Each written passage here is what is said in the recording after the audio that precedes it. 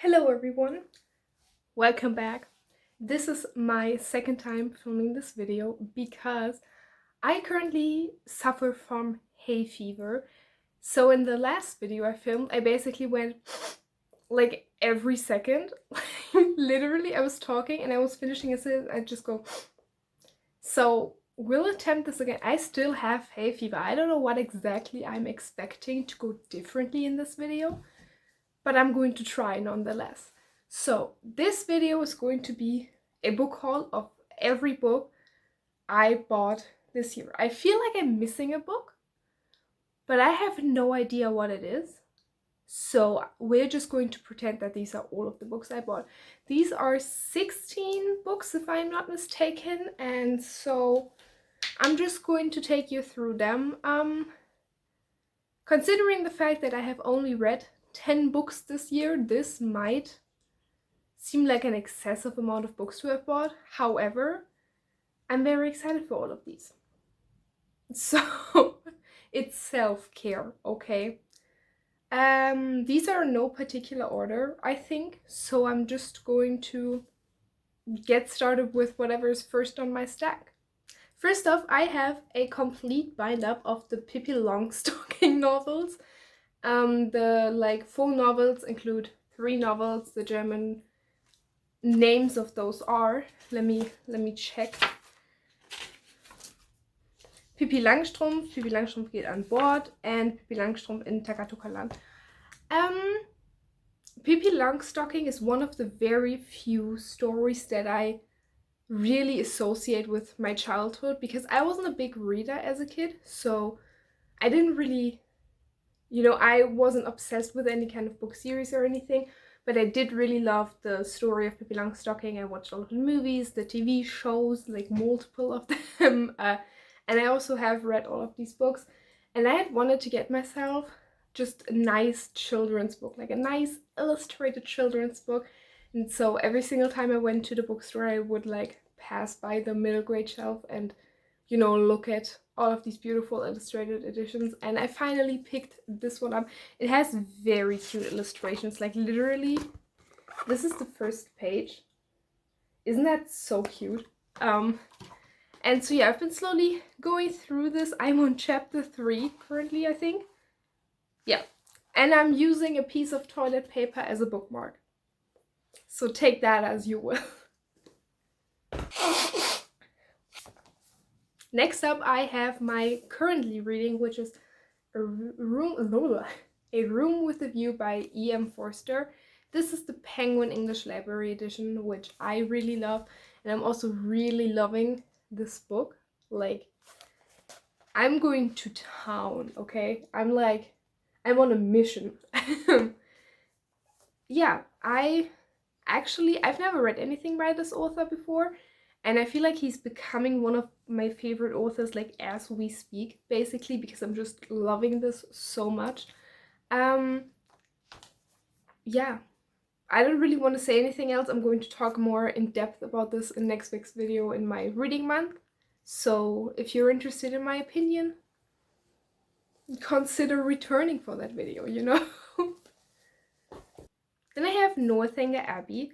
I don't know why I'm always doing this, but I feel like they just deserve a dramatic entrance in this gorgeous Pan Macmillan edition. I feel like I've shown this book in literally every single video of mine, and I'm not sick of it. Like, look at that. These editions have these very gorgeous, like, cloth embossed covers. And I got this one as a gift from my mom. Thank you, Mom. Northanger Abbey is like my favorite Austen novel, or one of them at least, and I didn't like the cover I had previously. So I've already read this one, and it's a great book. If you haven't picked it up, I highly recommend. I think it's a great beginner for Austen fans because look how short it is. So you get through it fairly easily, and it's really funny and very like innocent kind of. So yeah. It's gorgeous. I love her so much. This book makes me so happy. A book that doesn't make me so happy is Frederick the Great by Nancy Mitford. This is the I always want to say Penguin, but it's vintage. This is the vintage Red Spine edition. And this is an autobiography of Frederick the Great, written by Nancy Mitford. I got this one on recommendation of Emma Angeline, I believe is a YouTube channel. I really love her content. I'll leave it linked down below. And she really enjoyed Mitford's biographies. However, I didn't. I picked this one up. Basically, she recommends all of them. Her favorite one is Madame de Pompadour, I believe. I don't speak French. I'm pretty sure that was butchered. But I picked this one up because I'm German and Frederick the Great was King of Prussia from 1740, I believe. And there were a lot of fun facts. Like I felt entertained by a lot of the things that she mentioned, but it did just read like a school book in my opinion. I did really enjoy the writing style, so I do want to pick up more by this author. I know that she has written a lot of fiction as well, so I'm probably going to pick that up, but this one wasn't for me. And more on that on in my reading wrap up, because I also just read this one. Next up, I have Mansfield Park by Jane Austen again. This is the gorgeous vintage Jane Austen collection with like the... if you're into classics, you've probably seen these before. I got this one because if you've seen my unhaul, you know that I actually had another edition that I picked up for free in like one of those litter-free libraries, and it was battered, okay? Like the sun damage, we don't talk about her. And I started reading that other one, but I realized that I actually really liked the book, and that made me think, hey, I do kind of really want to own a nice edition of this, and an edition that I could read again, because that other edition, like, she's done. She maybe can go through one more read and then she will just fall apart. So I was like, you know what? I'm just going to splurge a little bit on myself. I find that the font in this one is very nice. Like, this was very readable. So if you've been looking into getting these, I highly recommend. I just personally don't like a lot of the other cover designs, so I'm probably just going to stick with this one. Then I have, I don't know the English title, I think it's just Chess. Schachnovelle by Stefan Zweig. The direct translation of that title would be Chess Novella by Stefan Zweig. This is a novella about a man that was captured by the Nazis and then got obsessed with chess. And then when he was freed, he fled to, I believe, Argentina, and he's currently on a boat with a bunch of other people, including like the chess world champion or something along those lines. And basically he like challenges him, and that kind of takes him back to that time. Nee, ich versuche ein YouTube-Video zu drehen. Willst du Hallo sagen oder willst du... Wow. Okay. I completely forgot where I was. So he's on this ship with the world champion in chess or whatever, and a bunch of dudes like kind of challenge him, and then he walks by and he's like, I like, you just gotta do that and that and that and you'll beat him. Like, it isn't that hard. So he does, and from there on he kind of spirals back into the state of absolute madness that he was in while captured. And it was very interesting. If my nose is getting like continuously redder as we go, it's just because I'm blowing it constantly, okay? Then I have, what is it? To the Lighthouse by Virginia Woolf. This is again one of these vintage author editions. And this is obviously the Virginia Woolf edition. I don't really know what this book is about, but Virginia Woolf is one of those authors that I would like to read just everything of. And I heard that this one is pretty much one of the greatest novels of all time. And I got this book because I just kind of wanted a test run of this edition, because I think they are very pretty, and I just wanted to see if they would be worth collecting all of my Virginia Woolf works in. And I have to say, they are very pretty. Oh, this one actually has my stamp. I have like one of those very beautiful stamps. So it says, "This book belongs to," and then my name. It's so pretty. Best purchase of my life. In terms of the edition, I do really like the design. I think it's very cute. The font, however, minuscule, tiny. I don't know for whose eyes this was made, but it wasn't mine. So I haven't read this one. Maybe when reading, this won't actually, impact my experience as much as I'm thinking it will be impacting it. But if I get a lot of headaches from reading this, this is probably not a series that I will continue to collect. Next I have The Great Gatsby by F. Scott Fitzgerald, again in this Penguin English Library. I hadn't gotten Penguin English Libraries in like quite a while actually. I think maybe the last time was 2020 before this. I don't know. But I got this one, another one, and A Room with a View like at the same time. And I love this design. I think this is probably one of my favorite in this series. And I actually have read this one and didn't like it. Like, I read this in March of 2020, so it's already been quite a while. But when I read it, I just thought it was kind of boring. I didn't really vibe with the writing style. I did read the translation, so I'm kind of blaming that on the translation because everybody seems to love this book. Like, everyone I hear talking about their favorite classics, The Great Gatsby is on there. And I got FOMO, and then I saw this cover, and so I just had to, okay? I'm going to reread this and I'm going to tell you what I'm thinking of it now. And I mean, it's very short. This is not going to be a lot of work for me, especially since I already know the story. And I hope that I will enjoy it, because otherwise I would kind of feel like I wasted my money. But then again, it's very pretty, so who cares?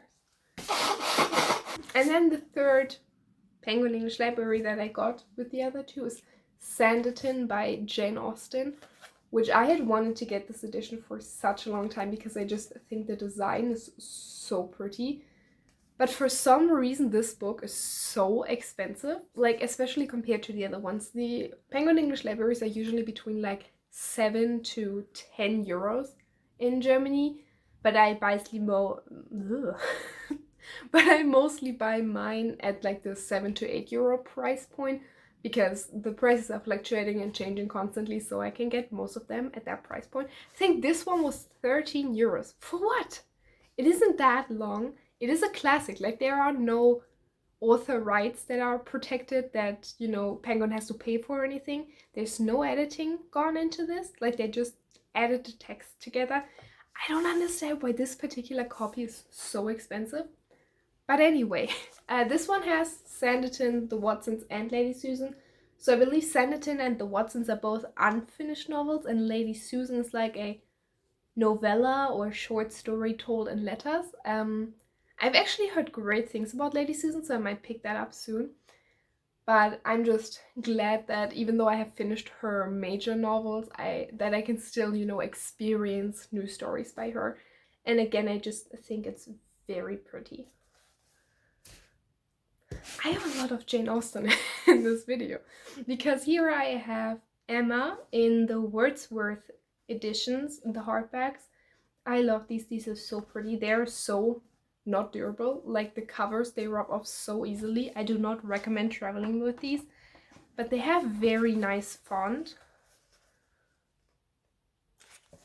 And they are just very gorgeous. The designer is Claire Shorrock.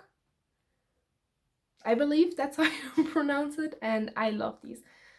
This one was again a gift from my mom, because I own Emma and I've read Emma and I love Emma, but my edition of Emma is so annotated that I don't think I could like do a reread of that book and like still add new annotations, but also just enjoy the reading experience, because my page, like some of the pages are unreadable straight up. So I just wanted another copy, and I love this one. I think it's so cute with like the strawberry basket. Gorgeous. Gorgeous, gorgeous girls buy gorgeous, gorgeous books, okay? Next up, I have Book Lovers by Emily Henry. This is Emily Henry's newest release. I've never read anything by this author. But I know that she's very, very popular, especially her adult romances have gotten a lot of hype on like TikTok and YouTube. And I honestly think that I might enjoy this. I'm not usually a romance reader, not because I feel like romance is like an inferior genre or anything. I feel I get very, very uncomfortable very fast with toxic men, which I feel like are just a staple in the romance genre. But from what I've heard, Emily Henry's books are very realistic in the sense that these characters feel like actual people and are, you know, kind of innocently just being themselves without having the intention of harming anyone. Also, fun fact, I bought this one in the bookstore and somebody had hidden it like beneath a stack of other books. And then I felt like I had to get it. Like I found it. I was like, okay, somebody like hid this, you know? So like I have to get it now. Like I found this treasure. It would be a waste to not buy it. So I did. And I've heard a lot of great things about this. I think the protagonist is like an older sister, and that's one of the major storylines in the book. And I'm an older sister, so I'm hoping that, you know, I'm able to relate to the story and that I'll see myself represented in the story. And I'm just hoping for butterflies, honestly. Then I have Exciting Times by Naoise Dolan. Is that how you pronounce it? That's an Irish name, isn't it? I don't know. This book is about a woman that moves to Hong Kong to teach English and kind of earn money and, you know, just build a new life there, I guess. I lived in China once. Once upon a time, I lived in China, and I want to read more books about people moving to Asia and specifically China or Hong Kong. And I heard that nothing happens in this book, that it's, in terms of plot, very boring, which I love because my life in terms of plot is very boring. So I feel like I'll be able to relate to this a lot. I also heard that the writing is very beautiful, and I'm super excited to pick this up. And I'm hoping it'll be an exciting time. I'm sorry, okay. The last two books, we're almost done, you guys. We've almost made it. Are Liaisons dangereuses. Dangerous Liaisons by Choderlos de Laclos. Possibly. You tell me. This is a book about a guy, and he's dared by another guy to seduce a woman. And it's told entirely in letters. I think. Don't come at me if that's wrong. I picked this one up because I want to read more 18th century fiction and literature because, first of all, from what I've heard, there's a lot more sex and homosexuality in these books, which I would very much appreciate to read about. And I just looked up like 18th century novels, best literature from the 18th century, all of that. And basically on every single list this book was on. And it just sounds very interesting, so I picked it up. This is my first, oh, I didn't show you. This is my first ever Oxford edition. Come on. And for some reason, the font I don't like. Me is not a fan of this font. I think it looks very cluttered on the page somehow. It doesn't look like it'll be a very pleasant experience for my eyes, but I'm still very excited for the story. And then, drum rolls please, last but not least, we have, ow, that was the table. We have Roxana by Daniel Dafoe.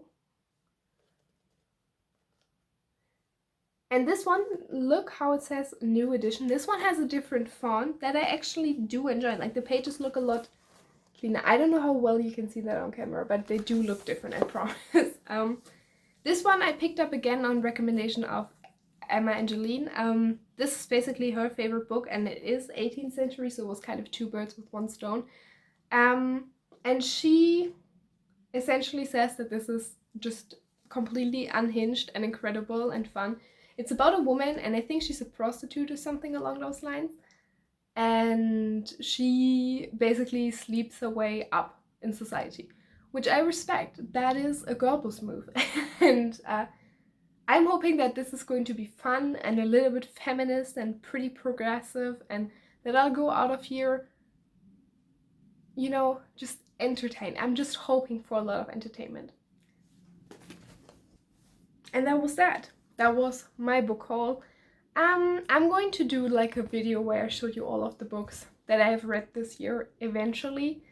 I might include it in like my May wrap up, because again, I only read 10 books so far this year, so it wouldn't make for a very long or interesting video, I think. But yeah, these are all of the books that I have bought this year. If you've read any of these, let me know in the comments. Let me know what you thought. How many books have you bought this year? I don't know if it's just me, but I feel like everyone's been buying books like an absolute mad woman this year. Like, I feel like all the people that I watched on booktube, we are all just buying books like it's nobody's business, okay? So if you're one of those people, let me know. Let's relate to each other in the comments. I would very much appreciate it if you could like this video, if you consider subscribing, and if you do, I will see you next week. And if you do, I will see you next week's video. Why is that so hard to say? Next week's video. Okay, bye.